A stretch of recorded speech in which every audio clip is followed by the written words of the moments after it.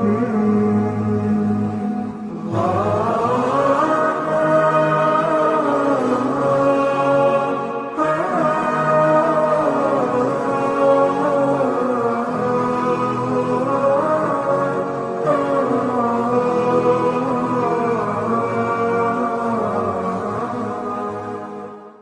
حول ولا قوة إلا بالله العلي العظيم.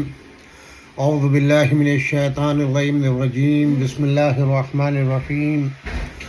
الحمد لله الذي هدانا لهذا وما كنا لنهتدي لولا أن هدانا الله. لقد جاءت رسل ربنا بالحق والصلاة والسلام على رسول الثقلين محبوب رب المغربين والمشرقين جد الحسن والحسين بالقاسم محمد. اللهم صل على محمد وآل محمد وعجل فرجهم وطيبين الطاهرين المعصومين ولعنة الله على أعدائهم أجمعين من الآن إلى قيام يوم الدين. أما بعد، فقد قال الله سبحانه تبارك وتعالى في كتابه المجيد والفرقان الحمید. بسم اللہ الرحمن الرحیم. شہر رمضان الذی انزل فیہ القرآن ھدی للناس وبینات من الھدی والفرقان فمن شہد منکم الشہر فلیصمہ ومن کان مریضا او علی سفر فعدۃ من ایام اخر یرید اللہ بکم اليسر ولا یرید بکم العسر ولتکملوا العدۃ وَلِتُكَبِّرُوا اللَّهَ عَلَى مَا هَدَاكُمْ وَلَعَلَّكُمْ تَشْكُرُونَ. سامعین کرام، السلام علیکم ورحمۃ اللہ وبرکاتہ. آج ماہ رمضان المبارک کی دوسری تاریخ ہے، گویا دوسرا روزہ آپ سب نے افطار فرمایا ہے. ہماری دعا ہے کہ یہ ماہ مبارک رمضان 2024 جو آیا ہے وہ اپنی خیر، برکت، امن، سلامتی، رزق کی فراوانی، مریضوں کی شفا، گنہگاروں کی توبہ کی قبولیت کا سبب بنے گا. بے شک ماہ رمضان اللہ کا مہینہ ہے اور تمام امت مسلمہ اللہ کے مہمان ہیں. ہماری دعا ہے کہ پروردگار عالم آپ سب کے اوپر اپنا کرم نازل فرمائے، اپنا فضل، اپنا رحم اور اپنے جود و سخا کے دروازے آپ سب پر وا فرمائے. پوری کائنات کے اندر جو ہے وہ امن قائم ہو اور تمام جہان کے ہر ملک کے حکمرانوں کو پروردگار عالم عقل سلیم عطا فرمائے کہ وہ اپنے عوام کے لیے آسانیاں فراہم کریں. اس موقع پر ایک جملہ مولا امیر المومنین علی ابن ابی طالب علیہ السلام کہ جن سے بڑھ کر کوئی کائنات میں منصف نہ آیا ہے نہ آئے گا، جن سے بڑا عادل نہ کوئی آیا ہے نہ آئے گا، جن سے زیادہ پاک و پاکیزہ شخصیت، عدل و انصاف سے کام لینے والا اور جود و سخا کے دروازے وا کرنے والا نہ آیا ہے نہ آئے گا. جب آپ کی ظاہری خلافت ہوئی تو آپ نے اپنے گورنروں کو خط لکھے، ان میں ایک جملہ آپ نے تحریر فرمایا کہ گویا گورنر تو ایک سربراہ ریاست ہوتا ہے، لہذا اس کو ہدایت کرتے ہوئے صرف ایک جملے میں آپ نے پوری چیزوں کو سمیٹ دیا ہے کہ تم حاکم بنائے گئے ہو جن عوام کے اوپر، ان میں دو طرح کے لوگ ہوں گے. ایک وہ ہوں گے جو تمہارے ہم قبیلہ، ہم مذہب، ہم مسلک ہوں گے، اور ایک تمہارے غیر ہوں گے. لہذا اپنے ہم مذہب، ہم مسلک، ہم عقیدے سے سلوک اپنے لحاظ سے کرنا کہ وہ تمہارے بھائی ہیں، وہ تمہارے ہم مذہب ہیں، تمہارے ہم مسلک ہیں. اور جو دوسرے ہیں یعنی تمہارے مذہب نہیں رکھتے، تمہارا عقیدہ نہیں رکھتے، تمہارا طریقۂ زندگی نہیں رکھتے، یعنی دوسرے مسلک، دوسرے مذہب کو فالو کرتے ہیں، تو ان کے ساتھ بھی سلوک وہ کرنا کہ وہ مخلوق الہی ہیں، انسان ہیں، ان کا بھی اللہ رازق ہے، ان کا بھی اللہ مالک ہے، ان کی بھی موت و حیات کا اللہ مالک ہے، اور اللہ ہی نے ان کا رزق معین کیا، ان کی عمر معین کی ہے، وہ تمہارے رعایا ہیں، لہذا ان کے ساتھ بھی کوئی تعصب نہیں ہونا چاہیے۔ ایک انسان ہونے کے ناطے سے پورے حقوق کے وہ مالک ہیں، اگر تم حاکم ہو تو ان کے ساتھ بھی اسی طرح کی رعایت کرنا۔ اگر یہ اصول دنیا میں اپنا لیا جائے تو آج امن و امان بھی قائم رہے، میل و محبت بھائی چارے کا بھی بول بالا ہو، اور دنیا میں کوئی شخص نہ بھوکا مرے، نہ ننگا رہے، نہ بغیر مکان کے ہو۔ یہ ہوتی ہے حاکم کی شان۔ بہرحال اتنا ہی کہہ دینا کافی ہے ہمارے لیے۔ اہل بیت اطہار علیہ السلام، حضور اکرم صلی اللہ علیہ وآلہ وسلم اور مولائے کائنات علی ابن ابی طالب علیہ السلام کی حیات طیبہ اور ان کی زندگی کے طریقے نمونہ عمل ہیں۔ بالخصوص مسلمانوں کو ان پر عمل کرنا چاہیے۔ اور اب جب کہ ماہ رمضان المبارک آیا ہے تو ماہ رمضان کی خیر و برکات حاصل کرنے کے لیے، امن و امان قائم کرنے کے لیے، ایک دوسرے کا خیال رکھنے کے لیے ہمیں کوشش اور جد و جہد کرنی چاہیے، اور ہر طرح کا تعصب فکری، ذہنی، قلبی ختم کر دینا چاہیے۔ کم سے کم ہم یہی سمجھیں کہ ہم سب کے سب انسان ہیں جن کا خالق اللہ ہے، وہی احکم الحاکمین ہے، اسی کا حکم چلے گا۔ جب وہ خالق ہے، وہ مالک ہے، وہ رازق ہے، تو ہم کون ہوتے ہیں بندوں کے ساتھ ناروا سلوک کرنے والے؟ پکڑ ہر ایک کی ہے، کب ہو یہ وہ بہتر جانتا ہے، اس کے سامنے کسی کی چلنے والی نہیں۔ اگر اللہ نے تمہیں کچھ قدرت دی ہے، چاہے تم اپنے گھر والوں ہی پر حاکم کیوں نہ قرار دیے گئے ہو، تو وہ سلوک کرو جس کا تقاضا اللہ نے کیا ہے۔ آمدم برسر مقصد، کل ہم نے قرآن مجید سے اس آیت کی تعین کی تھی جو ماہ رمضان کے سلسلے میں نازل ہوئی ہے۔ قرآن مجید کا سورہ بقرہ جو دوسرا سورہ ہے، اور اس کی آیت ہم نے جو ہے وہ 183 سے شروع کی تھی۔ آج ہم نے جو ہے آیت نمبر 185 کی تلاوت کی ہے۔ حکم ہو رہا ہے شہر رمضان، یہ مہینہ ماہ رمضان کا مہینہ ہے۔ الذی انزل فیہ القرآن، یہی وہ مہینہ ہے جس میں ہم نے قرآن کو نازل کیا ہے۔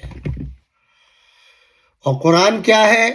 ھدی للناس، لوگوں کی ہدایت کے لیے۔ یہاں یہ دیکھیے گا اسی سورے کے ابتدا کے اندر پروردگار عالم کیا کہتا ہے؟ ھدی للمتقین۔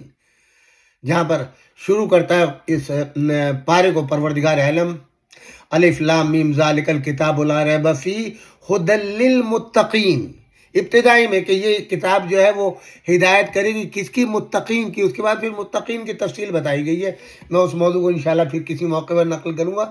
متقین کے صفات بتائے گئے، یہ کتاب ہدایت کرے گی متقین کی، اور متقین کون ہے اور ان کا کام کیا ہے وہ سب ڈیٹیل بتائی گئی ہے۔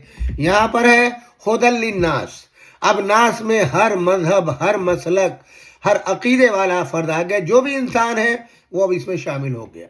ہر انسان کی مدد قرآن کرے گا، ہدایت کرے گا۔ ھدی للناس، یہ ہدایت ہے انسانوں کے لیے، وبینات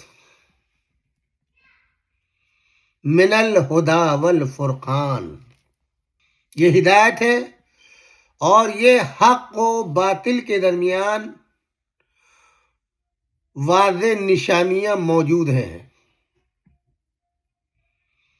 فمن شہدہ، پس جو بھی شخص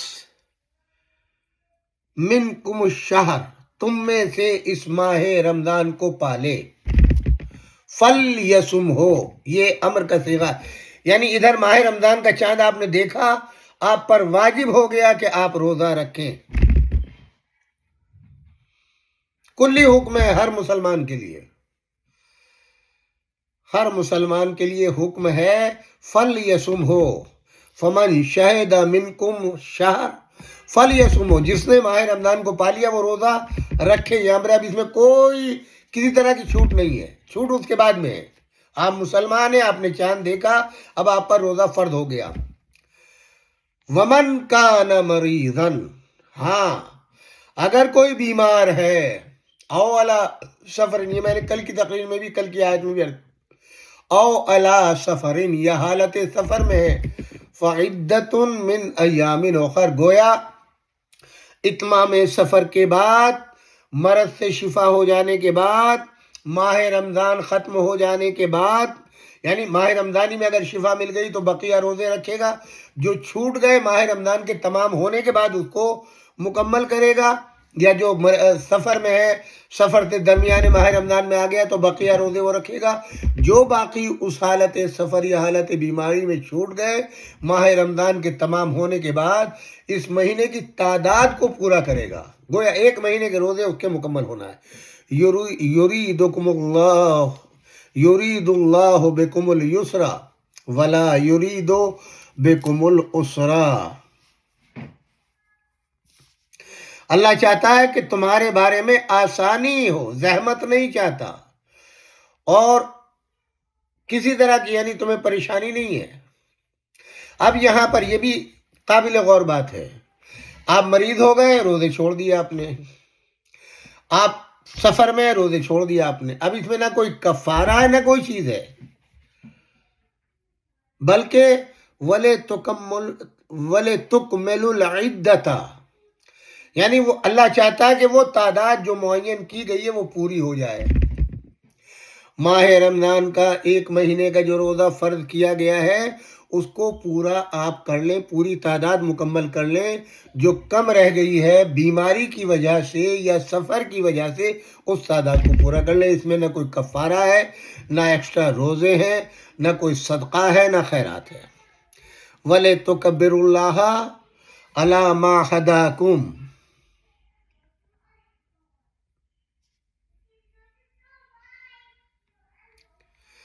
اللہ چاہتا یہ ہے کہ تمہیں جو ہدایت دی گئی ہے اس کے ذریعے سے اس کی کبریائی کا اقرار کرو، وَلَعَلَّكُمْ تَشْكُرُونَ، شاید تم اس طرح اللہ کے شکر گزار بندے بن جاؤ۔ اللہ نے تمہیں توفیق دی ہے، تمہیں دو ہاتھ دیے، دو پیر دیے، دو کان دیے، آنکھ، ناک، زبان، یہ سب کے سب اللہ کی دی ہوئی نعمتیں ہیں، ہر چیز اپنی ضد سے پہچانی جاتی ہے۔ عالم کی پہچان کسی جاہل کے مقابل میں ہوتی ہے، کہ جب کوئی شخص لا علم ہوتا ہے، جانتا نہیں ہے، مگر ایک پڑھا لکھا ہے جو جانتا ہے، تو اس کے ذریعے سے آپ پہچان کریں گے کہ یہ ہمیں کس کی صحبت اختیار کرنا چاہیے، اور کس لیے کہ عالم ہمیشہ علم کے ذریعے بولتا ہے، علم کے ذریعے ہدایت کرتا ہے۔ اس مقام پر یہ بتا دوں، جو احادیث وارد ہوئی ہیں علماء کی صحبت اختیار کرنے کے لیے، علماء کے پاس بیٹھنے کے لیے، علماء کے پاس بیٹھنے کی فضیلتیں، یہ سب کے سب یہ ان علماء کا تذکرہ ہے کہ جو اٹھتے بیٹھتے ذکر الہی کرتے ہیں، قرآن و احادیث سے استفادہ کرتے ہیں اور دوسروں کو پہنچاتے ہیں۔ قصہ گو، واقعات بیان کرنے والے، اپنی تعریف کرنے والے، اپنے سامنے کسی دوسروں کو بولنے نہیں دینے والے، ایسے لوگوں کی صحبت سے دور رہنے کا حکم دیا گیا ہے۔ جو خاشع ہوں، خوف الہی رکھتے ہوں، جب آپ ان کے پاس بیٹھیں تو آپ کو احساس ہو کہ آپ کے اندر کوئی تبدیلی آ رہی ہے، کس کے پاس آپ بیٹھے ہوئے ہیں۔ ہنسنے ہنسانے والے، قصہ گو افراد، چاہے علماء ہوں یا جو بھی ہوں، ان کے پاس بیٹھنے سے اجتناب کریں۔ ایسی ہستیوں کے پاس بیٹھنے کا حکم ہے جن سے تم کو ہدایت ہو، تمہاری زندگی میں تبدیلی آئے، اگر غم زدہ ہو تو تمہارا غم دور ہو، اگر پریشان حال ہو تو تم کو احادیث اور آیات کے ذریعے سے وہ تقویت پہنچائے، صبر کی، حق کی۔ اب تو زمانہ ہی بدل گیا ہے، گھنٹوں بیٹھے رہے اللہ کا ذکر نہیں ہوگا، اہل بیت کا نام نہیں آئے گا، نبی کا نام نہیں آئے گا، بس صرف خود نمائی ملے گی آپ کو، میں یہ ہوں، میں یہ ہوں، میں یہ ہوں، میں ہوں، میں نے یہ کیا، میں نے یہ کیا، میں نے کچھ نہیں کیا۔ کرنے والا اللہ ہے، اللہ کو یاد کرو، اللہ کی نعمتوں کو یاد کرو. اس مہینے سے بڑھ کر کے کوئی مہینہ شکر گزاری کے لیے نہیں ہے. پروردگار تو نے ہمیں صحت دی، ہمیں پیدا کیا، بچپن گزرا، جوانی گزری، اب اولاد بھی دے دی ہے. پروردگارہ 2 ہاتھ، 2 پیر، 2 ناک، 2 کان، 2 آنکھیں دی ہیں، زبان دی ہے. اب یہ تیری راہ میں خرچ ہونے چاہیے. پروردگارہ جہاں جس امیر المومنین کی ولایت و امامت کا اقرار ہم کرتے ہیں، ہم نازا ہیں جن کی ولایت کے اوپر، ان کا کردار دیکھیے. جن کے قبضے میں اللہ نے پوری کائنات دے دی، جو اشارے سے چاند کے 2 ٹکڑے کر دے، سورج کو پلٹا لے، ستارے کو بلا لے، ہواؤں کا رخ موڑ دے، جہاں چاہے بارش کروا دے، مردوں کو زندہ کر دیں، زندہ کو مردہ کر دیں، ٹھوکر مارے تو زمین سے ہیرے جواہرات نکل آئے، جہاں ٹھوکر مارے تو چشمہ پانی کا ابل آئے. اتنے اختیار کے بعد بھی کیا ان کے ساری ہے ان کے مزاج کے اندر. پروردگار یہ علی تیرا بندہ ہے، میرے لیے اتنا ہی فخر کافی ہے کہ تو میرا خالق ہے.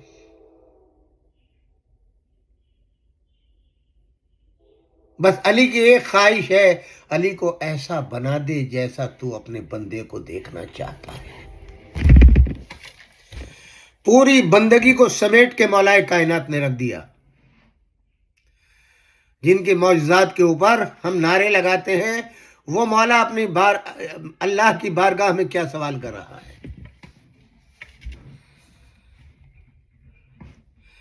اس ماہ رمضان میں دیکھیں کہ مولا امیر المومنین کیا کرتے تھے. روزے رکھتے تھے، قرآن پڑھتے تھے، نمازیں پڑھتے تھے. کیا صورت ہوتی تھی ان کے حالات زندگی، اہل بیت کے حالات زندگی. شہزادی کونین جناب فاطمہ زہرا کیسے اہتمام کرتی تھی، رسول اکرم صلی اللہ علیہ وآلہ وسلم کیسے اہتمام کرتے تھے، ہمارے دیگر ائمہ علیہم السلام کیسے اہتمام کرتے تھے.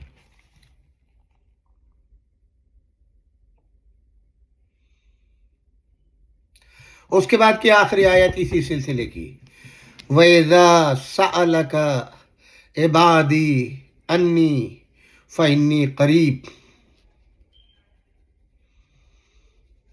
اللہ اپنے نبی سے فرما رہا ہے، میرے نبی یہ جو سوال کرتے ہیں میرے بندے آپ سے، اگر یہ سوال کرے کہ میں ان سے قریب ہوں تو کیا ہے، اجیب دعوت دا اذا دعان فلیستجیب لی. تو ان سے یہ کہیں کہ میں اپنے پکارنے والے کی آواز کو سنتا ہوں جب بھی وہ پکارتا ہے، لہذا مجھ سے طلب قبولیت کریں. وَلْيُؤْمِنُوا بِي، اور مجھ پر اعتماد رکھیں، ایمان رکھیں. لعلکم یرشدون، شاید وہ اسی سے سیدھے راستے پر آ جائیں.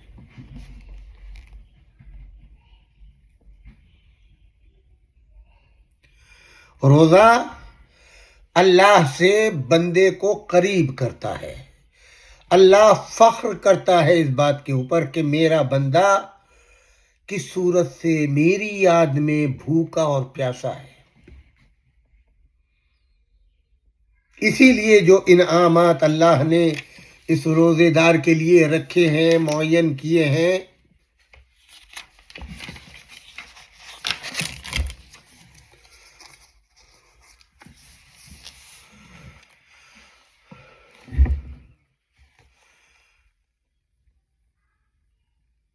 وہ فضیلتیں عطا کی ہیں.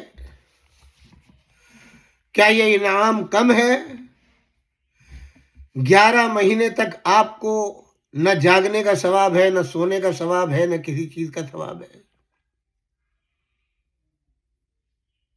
لیکن ماہ رمضان المبارک آیا، آپ روزے کی حالت میں سوئے تو پروردگار عالم فخر و مباحت کرتا ہوا نظر آئے اور ملائکہ کو مقرر کرے کہ اب اس کے نام کی تسبیح پڑھو. اور آپ جو ماہ رمضان میں سانسیں لے رہے ہیں، ایک ایک سانس ایک مکمل تسبیح کا اجر رکھتی ہے.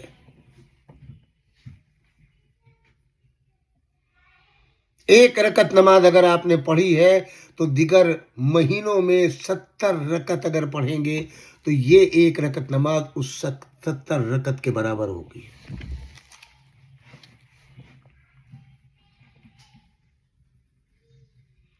اس کی کرم نوازی دیکھیں آپ۔ یہ مبارک مہینہ جس میں اس نے اپنی کتاب کو نازل کیا ہے، سورہ قدر گواہی ہے نا، وہ رات کوئی نہیں جانتا۔ لیلۃ القدر خیر من الف شہر۔ اب آپ کاؤنٹ کریں کمپیوٹر پہ جا کر کے، 1000 مہینوں کی راتیں خیر من الف شہر، 1000 مہینوں کی راتوں سے افضل وہ رات ہے جس شب میں ماہ رمضان کی یہ قرآن مجید نازل کیا گیا۔ تم کیا جانو وہ رات کون سی رات ہے؟ چیلنج ہے اللہ کا۔ وما ادراک ما لیلۃ القدر، تمہیں کیا پتا وہ رات کون سی رات ہے؟ اور اب اس کے بعد کہتا ہے لیلۃ القدر خیر من الف شہر، سمجھ لو 1000 مہینوں کی راتوں سے افضل وہ رات ہے۔ اور جب وہ رات 1000 مہینوں کی راتوں سے افضل ہے تو پھر آپ اپنی عبادتوں کو کاؤنٹ کرتے چلے جائیں کہ اگر وہ رات اتنی افضل ہے تو آپ کا عمل بھی اتنا ہی افضل ہوگا اس رات کے اعتبار سے۔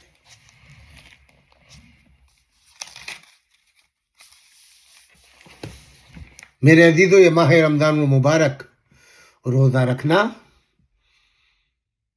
اور اس روزے میں تلاوت کلام پاک، نمازیں واجب تو ہیں ہی، مستحب نمازیں، تسبیحات، استغفار، درود شریف، ان سب کا ورد کریں۔ جو بھی آپ کرتے رہیں گے وہ سب کا سب عبادت، اور 70 سے 700 گنا تک ثواب جو ہے وہ آپ کو پہنچتا رہے گا۔ آپ کے مرحومین کی مغفرت ہوتی رہے گی، آپ کے آنے والی نسلوں کے لیے یہی حسنہ ہوگا۔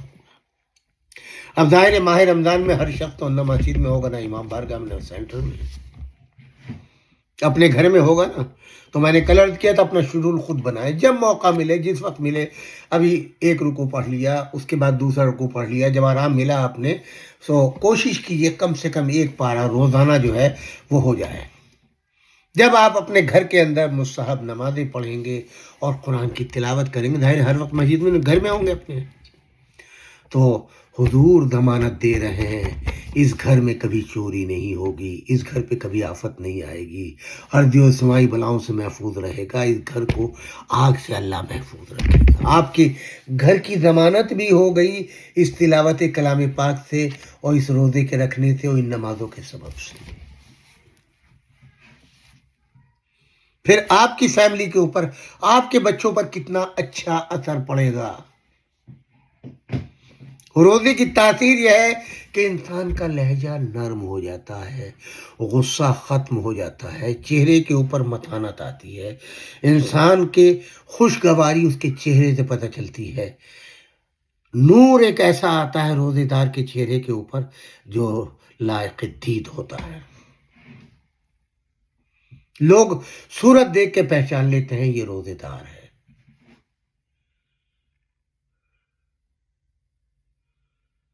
یہ احسان ہے اللہ کا۔ اگر آپ کو توفیق ملی ہے تو اس کا فائدہ اٹھائیں۔ حضور فرماتے ہیں کون گنہگار ایسا ہے کہ جو اس ماہ مبارک کی رحمتوں اور برکتوں سے محروم رہے اور اسے یہ سعادت نصیب نہ ہو کہ وہ توبہ نہ کرے، استغفار نہ کرے، اپنے مالک کا شکر ادا نہ کرے، اور اگر ایسا ہے تو نار جہنم سے وہ بچ نہیں سکتا۔ یہ ماہ مبارک رمضان ہر شخص کے لیے، ہر مایوس کے لیے، ہر نا امید کے لیے ایک امید کی کرن لے کر کے آیا ہے کہ وہ اپنے کو یقین کر لے کہ یقیناً اس ماہ مبارک رمضان کی برکت سے اس کے گناہ بخش دیے جائیں گے، اس کی توبہ قبول ہوگی، اس کے رزق کے دروازے واہ ہوں گے، ہر بلا سے اس کو نجات ملے گی، یوں اس لیے کہ وہ اللہ کے مہینے میں اللہ کا مہمان ہوا ہے۔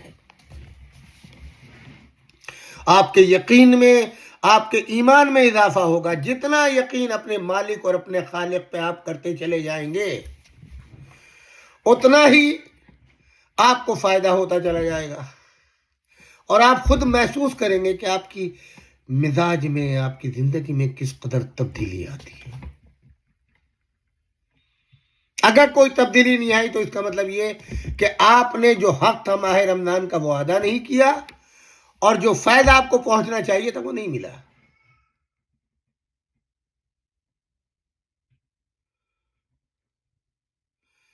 آپ کو اپنے اوپر غور کرنا ہے، اپنے گریبان میں غور کرنا ہے، غذا پہ آپ کو غور کرنا ہے، لباس پہ اپنے غور کرنا ہے، کمائی پہ اپنے غور کرنا ہے. یہ تمام شرائط ہیں اللہ کی بارگاہ میں پہنچنے کے لیے. کیا کوئی چوری کا مال لے کر کے کسی کو گفٹ کر سکتا ہے؟ کسی کی دکان میں جا کر کے چوری کی اور اسے خوبصورت لفافے میں سجایا اور بھیج دیا. کسی دکان سے کرتے شلوار چوری کر کے لے آئے، پہنایا اور خوبصورت بن کے مسجد میں چلے گئے؟ نہیں.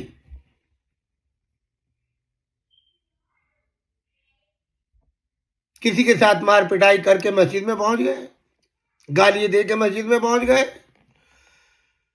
گوشت والے کے یہاں سے جو ہے وہ پورا گوشت زبردستی اٹھا کے لے آئے اور بنا کے نمازیوں کے لیے پہنچا دیا؟ نہیں. آپ اپنے دل کی تسلی کر سکتے ہیں، وہاں کچھ ملنے والا نہیں ہے. لہذا اتنا آسان رسول اللہ نے بنایا ہے. اگر تم قدرت نہیں رکھتے، صرف ایک گلاس پانی خلوص دل سے پلا سکتے ہو، وہی کافی ہے خیر و برکت کے لیے، اللہ کا فضل و کرم حاصل کرنے کے لیے، اللہ کے سایہ رحمت میں آنے کے لیے. وہی کافی ہے. لہذا جو رزق اپنے بچوں کو ماہ رمضان میں کھلاؤ، اپنے کو کھلاؤ، مومین کو کھلاؤ، وہ بھی پاک ہونا چاہیے، پاک نیت کے ساتھ، حلال کی کمائی. اب یہیں کے اوپر پھر دوسری شاخ کھل جاتی. جیسے ایک درخت سے شاخیں نکلتی ہے، یہ دیکھ دوسری شاخ نکل جائے گی. بڑا شور مچاتے ہیں باغ فدق کے غصب ہونے کے اوپر. حق زہرا سلام اللہ علیہا کے کھانے والوں کو بڑے بڑے لمبے لمبے نعروں کے ساتھ یاد کرتے ہیں. ہمارا اپنے بارے میں کیا خیال ہے؟ انہوں نے تو کل کھایا تھا، ہم آج کھا رہے ہیں. ماہ رمضان ہے نا، لہذا تھوڑا تھا ذرا آپ بھی دل بڑا کریں. میں آپ کو ڈرا نہیں رہا ہوں، آپ کو یہ بھی سوچنا ہے روزہ ایسے ہی آسان نہیں ہے، خالی بھوک اور پیاس کا نام نہیں ہے. بڑا اجر و ثواب ہے سحر کے انتظام کے لیے، افطار کے لیے، خود گھر والوں کے لیے کھلانا، اس کے لیے. یہ بھی دیکھنا ہے کوئی عبادت بغیر اجر رسالت کے قبول نہیں ہے. تو کیا جو سحر کا انتظام اور افطار کا انتظام جس مال سے کر رہے ہیں، اس میں جو حق زہرا سلام اللہ علیہا جس کو خمس کہتے ہیں وہ نکالا ہے آپ نے؟ آپ کیا خمس دیتے ہیں؟ اگر آپ خمس ادا نہیں کرتے تو یہ غصب شدہ مال ہے، یہ چوری کا مال کہلائے گا. چوری کے مال سے افطار بھی باطل ہے، روزہ بھی باطل ہے. یاد رکھیے گا، میرا کام صرف آپ کو بتانا ہے، ڈرانا نہیں ہے. اگر آپ نے اب تک خمس نہیں نکالا تو آج ہی نیت کیجئے.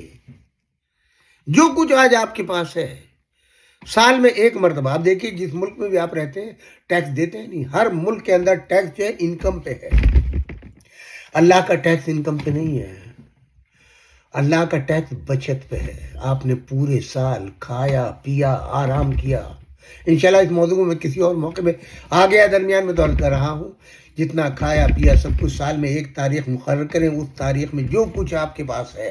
اگر آج آپ نے ارادہ کیا ہے کہ آج شام کو افطار لے کر کے جائیں گے اور خمس آپ نے نہیں نکالا ہے تو آپ آج ہی حساب کر لیجیے اپنا. جو کچھ آپ کے گھر میں موجود ہے آپ کے اختیار میں وہ کیجئے. مثال کے طور پر $10 ٹوٹل اس وقت آپ کے پاس ہے، یا $100 آپ کے پاس ہے، یا $500 ہے آپ کے، پورا حساب کر کے اور اس میں سے 5واں حصہ خمس کا نکال دیجئے، اور اس کے بعد میں افطار بنا کے لائیے. ہر چیز پاک ہو گئی. آج جتنا آپ کے پاس جو کچھ تھا وہ. اب اگلا سال اب آج سے آپ کا ایک نیا سال شروع ہوگا آپ کے لحاظ سے شرعی، کہ اب اگلا سال جب آئے گا، اگلے دن کل آپ کو جو ہے لاکھوں ڈالر آ جائے، کوئی خمس نہیں ہے. اگلا سال جب آئے گا آج کی تاریخ میں جو کچھ ہوگا پھر اس پہ خمس نکلے گا. میں نے آپ کے لیے آسان بنا دیا تاکہ آج آپ جب افطار امام بارگاہ میں مسجد میں کہیں بھی لے کر کے جائیں، یا اپنے گھر پہ بلائیں، اپنے گھر پہ کریں، تو آپ کا روزہ بھی صحیح ہو، آپ کی عبادت بھی صحیح، سب کچھ صحیح ہو. یہ بھی سن لیجئے، اس میں 2 حصے ہیں. آدھا حق سادات ہے، آدھا حق امام ہے. حق سادات وہ غریب سادات آپ ہی کے اعزاء و اقارب میں اگر ہیں، آپ ہی کی بستی، آپ ہی کے شہر، آپ کے محلے میں ہیں جو محتاج ہے، ممکن ہے ان کے بعد کھانے کا اہتمام ہو مگر بچوں کی تعلیم کا نہ ہو، تو اس پہ خرچ کیجیے. جو حق امام ہے وہ آپ اگر مر جائے وقت کو پہنچا سکتے ہیں تو ان کی خدمت میں پہنچائیں. اگر آپ جس مسجد میں جا رہے ہیں اس میں ضرورت ہے اور وہاں اجازت ہے مرجع اعلیٰ کی، تو وہاں بھی آپ دے سکتے ہیں. اس زمانے میں ماہ رمضان میں بہت سی انجمنیں کھڑی ہو جاتی ہیں، بہت سے وکیلوں کے نمائندے بنے وکیل وکالت کا دعویٰ کرتے ہیں. یہ میں آپ کو بتا رہا ہوں، قبول اس وقت ہوگا جب آپ مرجع اعلیٰ کی خدمت میں پہنچا دیں، یا جہاں ان کی واقعی اجازت ہے وہاں پہنچائیں. ورنہ بہت سے ایسے غنی موجود ہیں جو صرف مال غنیمت جمع کرنا جانتے ہیں، ان کو موت اور خدا کا خوف نہیں ہے. خود اپنے ہاتھ سے پہنچا دیجیے. دینی مدارس، دینی تعلیم، وہاں جن اداروں کو ضرورت ہے وہاں کے اوپر آپ دے سکتے ہیں، اور مرجع کے پاس لے جا کے اپنے خمس کی کہ حضور میں فلاں ادارے کو دینا چاہتا ہوں، میں وہیں نماز پڑھتا ہوں، وہیں ضرورت ہے، وہاں کوئی عالم دین نہیں، عالم دین رکھ دیا جائے. یہ سب چیزیں تو آپ کا مسئلہ آسان ہو جائے گا. بہرحال میرا کام مسئلہ بتانا تھا، آگے ذمہ داری آپ کی ہے. میں چاہتا ہوں کہ روزے کی قبولیت ہونے کے جو اسباب ہیں وہ فراہم ہو جائیں. اب ماشاءاللہ سے آپ کا مطلب روزانہ ہم کوئی نہ کوئی مسئلہ آپ کی خدمت بیان کریں گے. آپ اگر گھر میں افطار کر رہے ہیں تو میں نے کل بھی عرض کیا تھا، سارے بچوں کو گھر والوں کو لے کر کے بیٹھے ایک ساتھ. یہ نہیں ہے کہ بیوی آپ کی جو ہے چولہے پہ کام کر رہی ہے، سب اطمینان سے آرام سے آپ کے گھر والے بیٹھے ہوئے ہیں کھانے کے لیے، بیوی بیچاری روٹی بھی بنا رہی، شربت بھی بنا رہی، افطار بھی بنا رہی، اور وہ بھی روزے سے اور لا کر کے دے رہی ہے، اور آپ لوگ سب کے سب مزے سے کھا رہے ہیں. جب آپ کھا چکیں گے، جب اس کو فرصت ملے گی وہ برتن دھو لے گی، تب جا کر کے کھائے گی. یہ ظلم ہے. چاہے بیوی ہو، بیٹی ہو، کوئی بھی ہو، افطار کے وقت سب کے سب ایک ساتھ بیٹھ کر کے کھائیں. جتنے بھوکے آپ ہیں اتنی چاہے وہ آپ کی نوکرانی ہو، آپ کی بیوی ہو، یا بیٹی ہو، یا کوئی اور آپ کے گھر کی فرد ہو، سب ایک ساتھ بیٹھ کر کے. دیکھیں نا، مولا کائنات افطار کے وقت شہزادی جناب فاطمہ کھانا تیار کرتی تھی، سب کے لیے دسترخوان بچھاتی تھی، سب ایک ساتھ بیٹھتے تھے، سب ایک ساتھ کھاتے تھے. سورہ دہر جو اترا یہ اس کی ضمانت اور پہچان ہے کہ ایک ایک نے اپنی اپنی روٹی اٹھا کر کے دی ہے سائل کو.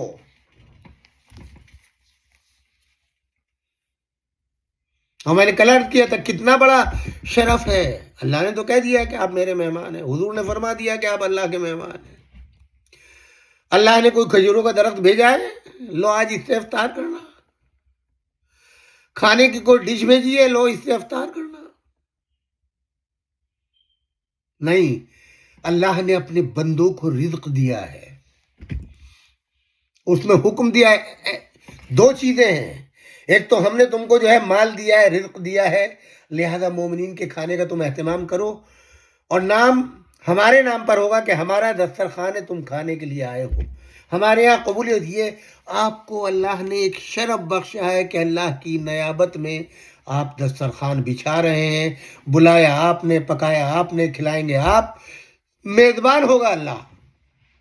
یہ شرف آپ کے لیے کم ہے؟ یہ توفیق الہی ہے اگر آپ کو یہ ملی ہے. یہ معمولی توفیق نہیں ہے، بہت بڑا شرف ہے.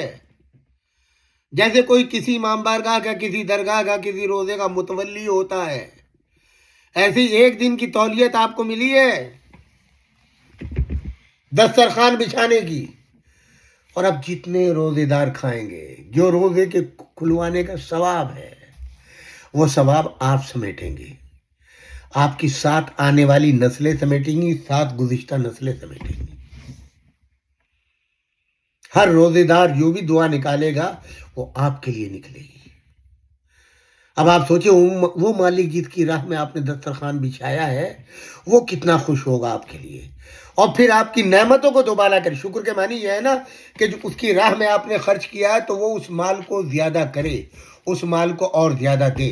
ہم روزمرہ دیکھتے ہیں ہر سینٹر میں، ہر مرکز میں، ہر جگہ جہاں کے اوپر بھی جب نماز ہوتی ہے تو سب سے پہلی دعا یہ ہوتی ہے جس نے اسپانسر کیا آج افطار کا، اس کے رزق میں، اس کے مال میں، اس کی صحت و سلامتی میں، اس کے مرحومین، یہ سب ہم برابر دعائیں سب کے سب علماء کرتے ہیں۔ جو روزہ افطار کرتا ہے وہ اس وقت دعا دیتا ہے۔ تو آپ سوچئے کتنا سمیٹتے ہیں آپ، تھوڑا سا مال خرچ کر کے یہ دعائیں کس قدر سمیٹ رہے ہیں آپ۔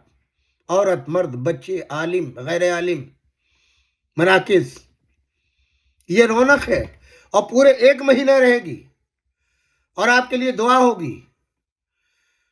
تو جو حضرات محروم ہیں اس نعمت سے، میں نے آپ کو بتایا آپ کا مرتبہ کتنا بلند ہے، ان کو تشویق دلائیں، اپنی مسجدوں کو آباد کریں، اپنے مراکز کو آباد کریں، اپنے بچوں کو لائیں۔ آپ کی نسل کے بچانے کا ذریعہ ہے یہ 1 مہینہ، بہت بڑا ہوتا ہے بھائی۔ آپ سب کے سب جب جمع ہوں گے اور بارگاہ الہی میں دعا کریں گے، کیا اللہ دعا کو قبول نہیں کرے گا؟ ارے اللہ تو خود کہہ رہا ہے، وہ تو خود آواز دے رہا ہے کہ جب تم پکارو اجیب دعوت الداع اذا دعان فلیستجیبوا لی، تم پکارو تو صحیح، میں لبیک کہتا ہوں تمہاری آواز کے اوپر، میں قبول کرتا ہوں تمہاری آواز کو۔ اپنے نبی کو حکم دے رہا ہے، اگر یہ پوچھتے ہیں کہ ہمارا خدا کہاں ہے، کتنا قریب ہے ہم سے، تو اتنا قریب ہے۔ ویسے تو یہ حکم ہے کہ رگے گردن سے قریب ہے، مگر وہ کہتا ہے تم پکارو، ہر جگہ موجود ہوں، تم آواز دو، میں لبیک کہتا ہوں۔ ماہ رمضان المبارک میں کسی کی دعا رد نہیں ہوتی، 1 قدم پہ ثواب ہے مسجد میں آنے کا ماہ رمضان میں۔ وہ پکار رہا ہے، آؤ آؤ آؤ، سوال کرو، میں جواب دیتا ہوں، میں تمہاری دعاؤں کو قبول کرتا ہوں، تم پکارو تو صحیح۔ آخر کلام میں اپنی عبادت میں خلوص پیدا کرو۔ یہ مہینہ صدقہ دینے کا مہینہ ہے، صدقہ دو، خیرات کرو، جتنا زیادہ سے زیادہ اپنے غریبوں کا خیال کر سکتے ہو ان کا خیال کرو، اپنے اعزاء و اقارب کا جتنا خیال رکھ سکتے ہو وہ کرو، جتنا صلہ رحمی کر سکتے ہو وہ کرو۔ کیوں؟ یہ سب کا سب زاد آخرت ہے جو آپ کے اس دنیا میں کام آئے گا۔ اس دنیا میں تو کام آئے گا، اس دنیا میں کام آئے گا۔ آپ کی اولاد کی اصلاح ہو جائے، آپ کی اصلاح ہو جائے، آپ کی اولاد آپ کی فرما بردار ہو جائے، آپ کی مطیع و فرما بردار ہو، تو اس سے بڑی نعمت اور کیا چاہیے؟ اس مال کا کیا فائدہ ہے کہ جو مال خرچ کرتے ہیں آپ اور بچے گمراہ ہو جائیں اور آپ کا دین بھی چھوڑ جائیں اور آپ دیکھتے رہ جائیں۔ آج کل کا ماحول نہیں دیکھ رہے کیا ہے؟ اور اگر یہ نیکی کر کے آپ کی اولاد کی ضمانت بن جائے، ان کے دین، ایمان، عقیدے کی حفاظت، ان کے رزق کی ضمانت، تو اس سے بڑی تجارت کیا ہوگی؟ یہ تو تجارت ڈائریکٹ اللہ سے ہے، سوال بھی اللہ سے ہے، قبول کرنے والا بھی وہی ہے۔ تو پلیز اپنی اولاد کی حفاظت کا انتظام کیجئے، اپنی آخرت بنائیے، اپنے مرحومین کی مغفرت کا انتظام کیجئے۔ انہی چند کلمات کے ساتھ انشاءاللہ یہ سلسلہ کل یعنی ماہ رمضان میں پورے جاری رہے گا۔ کل انشاءاللہ پڑھوں گا۔ آج ماہ رمضان المبارک کی 2 تاریخ کا پروگرام ہے ہمارا، یہ 2 ماہ رمضان کا، اور آج کے پروگرام میں ہمارے ساتھ خصوصی تعاون اور اسپانسر کیا ہے ہمارے بھائی عزیز دوست دیرینہ دوست بہترین کامیاب ڈینٹسٹ ڈاکٹر قاسم گردیدی۔ خداوند عالم ان کو سلامتی عطا فرمائے، ان کے اہلیہ کو سلامتی عطا فرمائے، ان کے رزق میں خیر و برکت عطا فرمائے، ان کے بچوں کو سلامتی عطا فرمائے، ارضی و سماوی بلاؤں سے ان کو محفوظ فرمائے۔ پروردگارہ ان کو کوئی غم نہ دے سوائے غم اہل بیت کے۔